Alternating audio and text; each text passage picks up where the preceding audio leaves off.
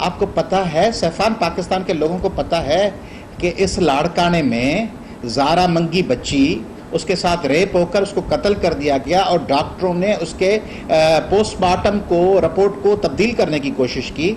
उस बच्ची के साथ वो ज्यादती के बाद कत्ल बच्ची के साथ इंसाफ नहीं हुआ। छोटा सा बच्चा साहिल कोरे जो अभी तक गुम है।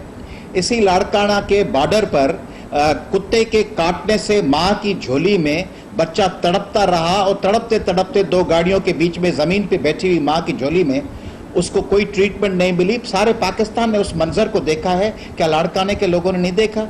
उस शहर से एक छोटी सी हमारी यंग गर्ल, एक पढ़ाकू, काबिल और दाना निम्रता, उस निम्रता को कत्ल कर दिया गया है। उसकी तहकीकात अभी तक नतीजा खेज नहीं बनी।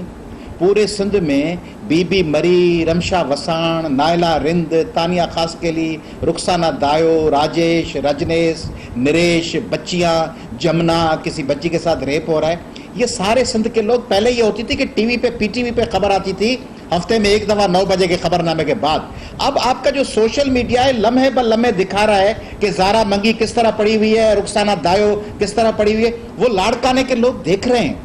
वो देख रहे हैं कि इस लाड़काने ने जुल्फ़कार अली भुट्टो को वज़ारत उज़्मा दी, बेनज़ीर साहबा को वज़ारत उज़्मा दी, यहाँ से फरियाल और दूसरे लोग जीत के आए हमारे, उन्होंने आके इक़्तिदार संभाला।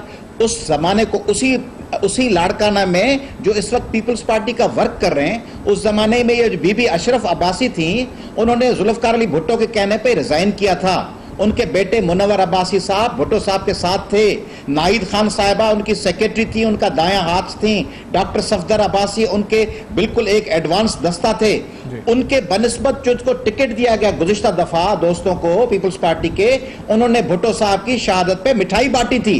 वो उस वक्त किसी और पार्टी में थे। उन लोगों को लाकर इन्होंने इक़्तिदार दिया, उनको आके मुसल्लत किया। गटर का पानी पड़ा हुआ है, बच्चियां नालियों में पांव फिसलने से गटर में गिरी हुई हैं। आपको पता है पूरे पाकिस्तान में सबसे ज्यादा सैफान एड्स कहाँ है? इस लाड़काने में।